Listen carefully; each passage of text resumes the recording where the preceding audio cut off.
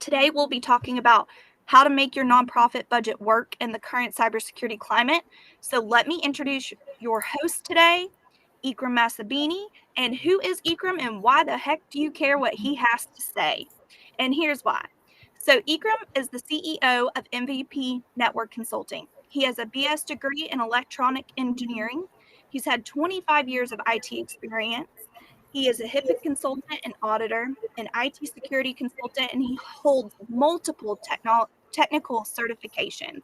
And if you want to get in touch with him, his email address is right there. So ikram@mvpworks.com. Reach out to him with any questions. He's also authored a few books, Cybersecurity Essentials for Business Owners, and Computers Should Just Work. I'm going to go ahead and turn this over to Ikram. Thank you, Christy. I hope everybody can hear me. Can you guys hear me okay? Sounds good. All right, let's get started. So let's talk about nonprofits and budgets. So what is a budget for nonprofits? So a nonprofit operating budget is basically a financial document that provides an overview of how a nonprofit organization is planning to spend its money. And it also breaks down the nonprofit's operating expenses and overall costs. The operating budget is essentially the financial reflection of what the nonprofit business expects to achieve over the next 12 months. Where are they going to spend the money? Where is the money coming from? But when you do a budget for a nonprofit, it's either a nonprofit operating budget versus a capital budget. So an operating budget reflects the organization's planned financial activities for the year ahead, showing how much revenue is expected, from which source your money is coming from, and how it will spend that money. But a capital budget may include projects which will have ongoing effects on operations. So in specific projects, you need to replace servers, you need to add additional equipment, whatever it may be. These are specific budgets for specific projects you want to create. So when you do a budget, you got to really have both sides covered. Having said that, so what to consider when creating a nonprofit budget? So number one, start early and design the process, right? Give yourself enough time to gather the necessary information and the data to think through and discuss the various ends. Two is clarify the context, because you do want it to be approved, right? So before starting, essentially for future oriented process, because the budget is for the future and what's going to happen, clarify the present context, assess the current financial and resource management decisions, evaluate your current financial health by analyzing the current year forecast and where you've been, and don't operate on assumptions. While there's inevitable assumptions when you do a budget, obviously, I mean, you're trying to predict the future here. Try to work with real numbers as much as possible. Use last year's numbers. Pro tip would be when including assumptions in your budget, write them down so people know that you've assumed certain things. And it's a team effort. Involve the board, involve your staff, involve your volunteers, involve your donors. Get them involved, and so that you know how much to expect and you could budget accordingly. And get the right amount of details in. That, like this one can be tricky, obviously, to get the right amount of details, but to get right, but practice makes perfect. So there should be enough lines in your budget to provide for a comprehensive understanding of the financial situation, what you guys are trying to achieve, but how you're going to get there. And get your income right. Really understand who your donors are going to be, who or where the money's coming from, what grants are you applying for, what you're hoping to get the grants for. So if there are specific projects and you're applying for a grant, that should be in the budget so that you know you have to go and get that done during your year. And then figure out your expenses. List expenses in the high level categories: staff, contractors, occupancy, support expense, IT expense, and even cybersecurity expense, different from IT, and I'll talk about that in a second. Consider segregating staff expenses, as it usually comprise about 60 to 90% of your budget, because that's really what most of the money goes in. But it's important to understand and really list those expenses. And one of the most important tools, make cash flow your priority, because cash is king. And this is the budget of revenue received and expenses paid, broken down monthly to ensure cash will be there when it's needed. Because emergencies happen, things happen, you may need cash. So when you do a budget, think of cash flow as in the budget side. It's not just numbers of how much I'm spending and how much I'm collecting, but how much I'm keeping in the bank. And then separate operational from capital budgets. Two different budgets. So if you have special project in mind, create a separate budget for it. Keep your main operational budget focused on operations, and then any projects needed will be under the capital budget. And don't operate on a shoestring budget either. Give yourself some room to breathe and try to fit everything within that budget. Nonprofits seem to not only operate on shoestring budget, but they also are proud of it because they're getting by. They don't want to show any money left on at the end of the year. But there's a place for nonprofit universe to show a surplus in the budget. And what they're going to do with that money is to help other people. So it's okay to be in that ballgame. It's okay to be in that, to think about it that way from a budget perspective.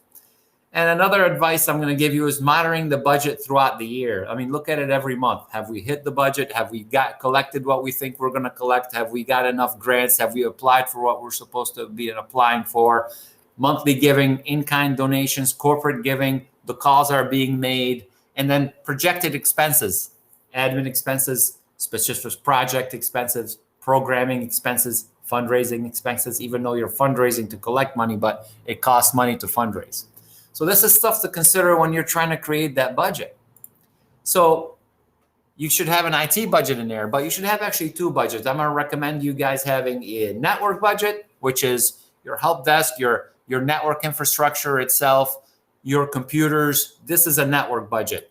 Your per location, you have a network set up. But then think of a cybersecurity budget, because at the end of the day, you guys hold important information for all your clients. Most nonprofit has social workers that enter important information about their patients and their issues in a system. And we want to make sure that that data is protected. So two different budgets when it comes to IT: a network budget, how you keep the lights on, the computers running, and a cybersecurity budget, how to protect the data that you collect. Because 27% of nonprofits have been a victim of cyber attacks, and that number keeps going up. So people are starting to attack, and hackers starting to attack nonprofits, which is terrible. However, we're here to help you protect your data. So let me ask you this: how do you protect your organization and stay within budget? So number one is know your risks. Know where the risks are. Know what you need to do to make sure that you're not part of that pool. And then identify the needed IT and cybersecurity measures that you have to implement and what you want to upgrade. And that way you know what you need to have in the budget, and make IT fit within the budget. Make sure that you know what that number is that you can spend, but then work with somebody that will tell you how you could make that number work within your budget. So know your risks. How are we going to do that? So nonprofit risks. I'll start by saying unsecured third-party vendors. So a lot of people, as you have social workers and you have other people that meet with patients, come in and enter, often vulnerable and at-risk low-income families that are your patients, right? Children and elderly, and their data is a prime target for cyber criminals. Nonprofits often don't have the financial resources that the for-profit companies have. So they use third-party vendors, and those third-party vendors sometimes are not that secure. So you got to make sure that you look at that piece of it. And lack of cybersecurity training for volunteers in general. You have a lot of people that you don't pay, they come to volunteer and they want to make a difference, but they don't get the training needed to make sure that they're secure and they're securing your environment and your data. And then when it comes to working remotely, no preparation for remote working has been done. You could work remotely from anybody's computer. Your data is open you need to make sure that you have a culture of security around the data that you're collecting, because a lot of phishing scams and ransomware attacks are going after nonprofit, and lack of IT and cybersecurity staff internally is an issue. So working with a company like ours is what we're here to do. We're here to help, guide, educate, and make sure that your data is protected. You know, Ben Franklin said, an ounce of prevention is worth a pound of cure. So know your risks, identify the needs of IT and cybersecurity, and make it fit within the budget. So let's talk about identifying the need of IT and cybersecurity. So what are we trying to protect really? We're trying to protect your data. The data is being produced by an application, whether it's one word or you're writing a letter or you're entering any notes, you're entering in a system of some sort, an application of some sort, whether it being Word, Excel, or Anastasia, or one of the big nonprofit systems out there. Those applications are loaded on an endpoint, a computer that you're using. Well, the computer needs to have its own protection as well. That computer is connected to a network. That network also needs its own layer of protection, because that network has a perimeter, which is a firewall to go out to the internet, right? But humans are using all this 6 layers that we look at individually to make sure we're protecting your data. It all comes back to your data and being available. So that's something that's important from a data perspective, but also older computers. If you have Windows 7 machines or you have Server 2012, if you have any of those, these are end-of-life operating systems. So they no longer get new and updated security patches. And if you don't have new and updated security patches, then you are vulnerable and you're keeping the door open for hackers to come in and hold you ransom and your data ransom. And your patients, the people that your social workers are talking to, the people that you're servicing, are giving you their personal data, and they rely on you to make sure they're secure. That's why I'm always recommending a network budget and then a cybersecurity budget to be looked at. So that's how we identify the needs. I'm going to help you get there as well. But make IT fit within the budget. So let's talk about this. Grab something to write with. I'll give you some good info here. Things to know when creating your IT and cybersecurity budget. There's special pricing for nonprofits. So if you're going to look at adding numbers in a budget, know that special pricing is available for nonprofit, whether it being a Microsoft nonprofit pricing, and I can tell you Microsoft pricing is as low as $5 a user for their entire suite versus $22 for a for-profit company. So it's a huge difference and a big savings. Amazon Web Services does have a credit program that will give you up to $5,000 a year for promotional credits. Google for nonprofit gives you 50% off. Zoom for nonprofit also gives you 50% off and is eligible, but your nonprofit has to be eligible at a 501c3 and recognized as a nonprofit. They look at that. If you're recognized, there is dollars to be found in those different companies. And then when you come in to do training and your people need to do licensing and renew their licenses, and you get them trained, where there is deductions that you could be taken for the time they're spending to do that off the tax. So wage deduction, repair expense deduction, fringe benefit deductions. Please be aware that there is ways for you to get those dollars and make sure that you get everything that you're supposed to get. And let's not forget Section 179, right? Section 179 of the Internal Revenue Code is a tax incentive program designed to encourage energy efficiency in commercial buildings. So although initially created by the commercial sector, nonprofits can now also benefit from this valuable deduction. So if you're in a rental and you're paying electric and gas, well, there is you could actually use that as deductions off your taxes. So some things to really consider. So, and then there's grants opportunities, because most of the dollars come from grants, right? So when you're applying for grants, ask for specific needs. I need to shore up my cybersecurity, and that's a grant. I need to replace specific older computers. That's a specific need.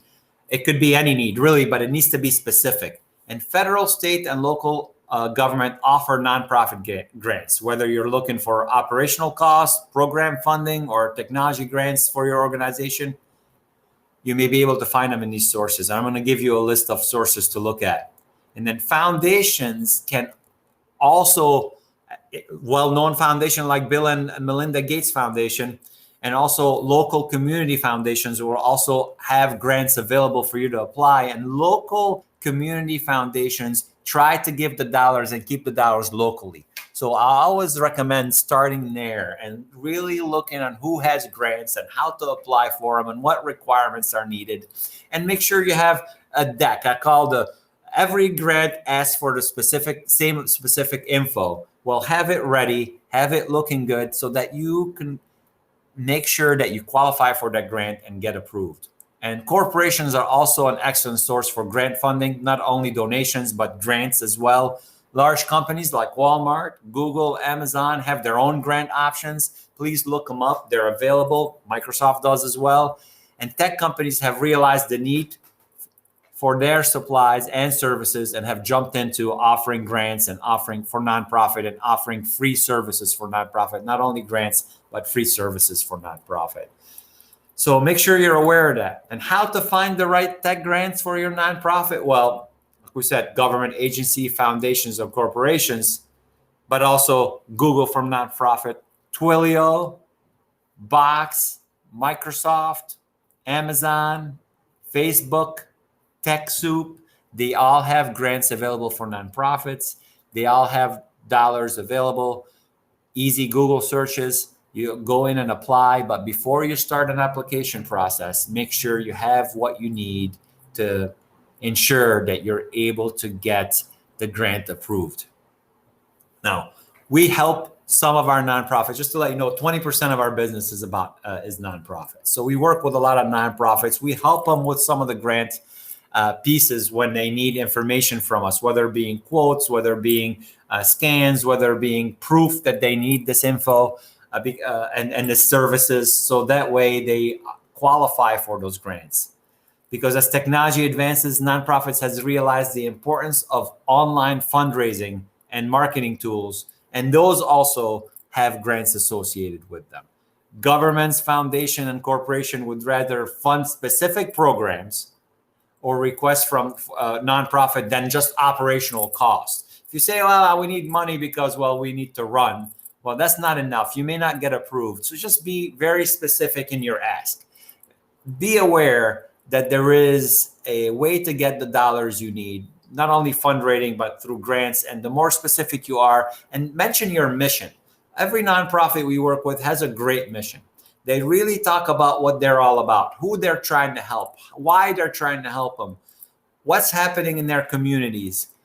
Really come through with the mission story. Understand your story, understand the mission, and ring that bell. Let them know that they need why you need the dollars and what your mission is all about. At the end of the day, focus on your mission, like I said. Leverage grant databases, and there's all kinds. There are several grant databases for nonprofit you can use, like Grant Watch, Grant GuideStar, Grant Station, just to name a few, but there's a ton. And grants can be found with federal and state levels as well.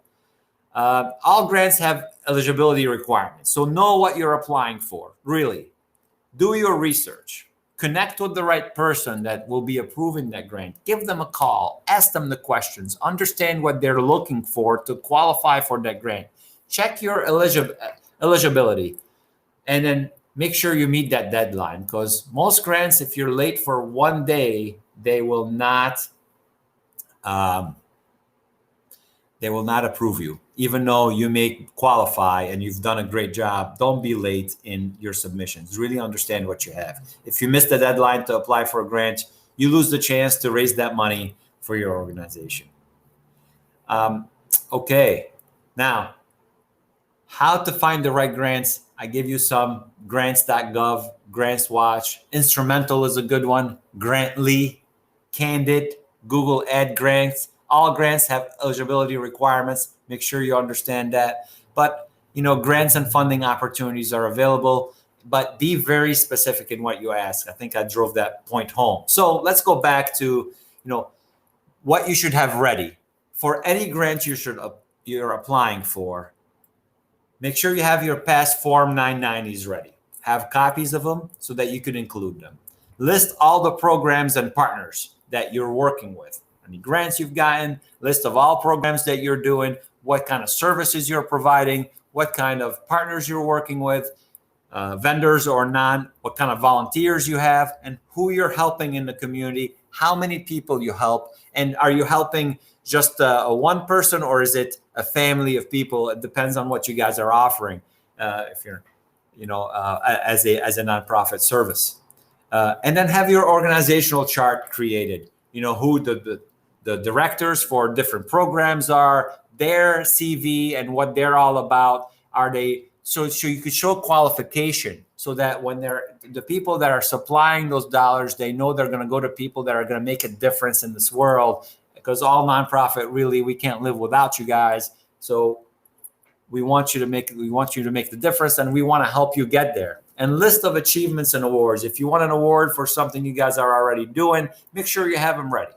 Make sure you have them printed. Make sure you have them digitally. Make sure you have that package ready. So all you have to do is fill out specific things in specific grants, so you could fill out more grants and get more opportunities to collect on specific projects. So we're talking about specific projects. So and we're an IT company, so I'm going to take you back to IT and cybersecurity. We need to make sure that you identify your risks. Have you identified what your risks are? You guys collect data, very important data. Where do you put it? And is it at risk of being taken? And a lot of time we hear, well, I have this one person, I already have an internal IT guy, or I'm working with this other person. IT is separate than cybersecurity. So please be aware of that IT and getting your computers up and running and your server and getting on the internet is one thing. Securing all that is another thing. Two separate line items in a budget. Please separate those because it makes a huge difference in understanding what you need to spend and how you need to spend it. But when you have them separate, it's more specific as well. And you could apply for cybersecurity grants that are just cybersecurity specific, that if you just say, I want to replace equipment, you may not qualify because it's not specific enough. And then it's like getting a second opinion from a doctor. So what we recommend is we can test your cybersecurity for you. And we'll do that for everybody on this call that's interested. And it's like getting a second opinion from your doctor or going to another doctor. There's too much to lose when it comes to your data and the data that you're protecting.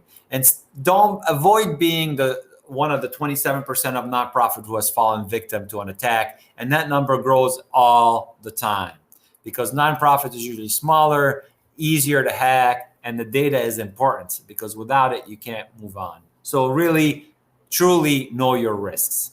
So this is a half an hour webinar. I'm going to try to wrap it up as soon as possible. We have a little bit more info. So and how are you going to know your risk? Well, it's easy. We get a free third-party cybersecurity test with consultation on what you need to look for. I put a QR code. There's a scan. You could scan that with your phone right now.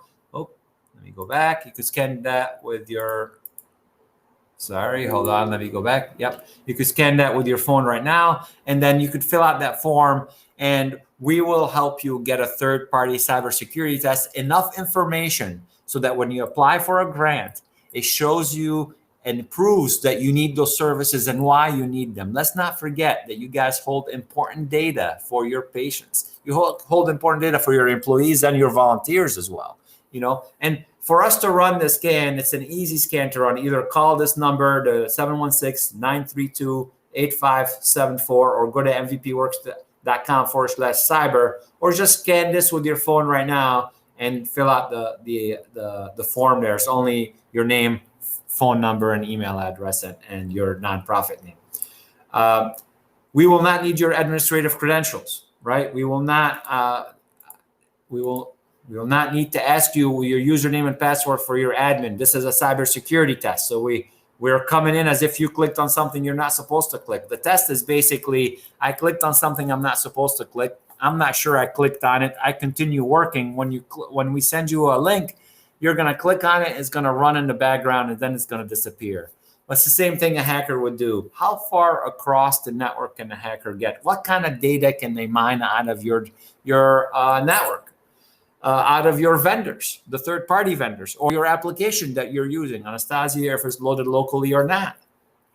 We will not install anything on your network. So what we will do is send you a link to send to 5 key users. You'll click on run to start that link, and then we'll meet with you to go over a confidential report. We'll make sure that you see what we have, that you understand what we got and what kind of risks you're at.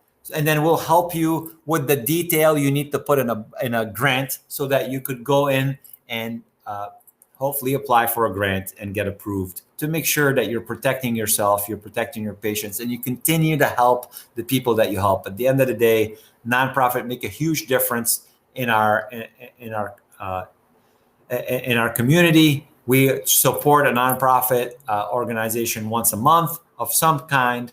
We truly believe in the missions. So know your story, have your story ready, have the bunch of forms ready to be distributed for all grants you're going to apply for, and be very specific for what you need. So work on that budget. We'll help you through it, and we'll give you, if you run the scan, we'll give you enough info for you to be able to apply for a grant and receive it. So I hope this was beneficial. I tried to be as broad as possible and give you as much info that's educational as possible. And I'm available to take any of your questions. We only have 3 minutes left, so I did it within time. Thanks to everybody who took the time to join us. And for the people that registered and did not join us, we will be sending to everybody a copy of this video and recording so you guys can hopefully get some information out of. I'm here and available for you to answer any questions. And if you want us to help you in getting you that data that you need for a grant, let us know. Thanks for your time, everybody, and continue helping others. Thanks. Have a great day.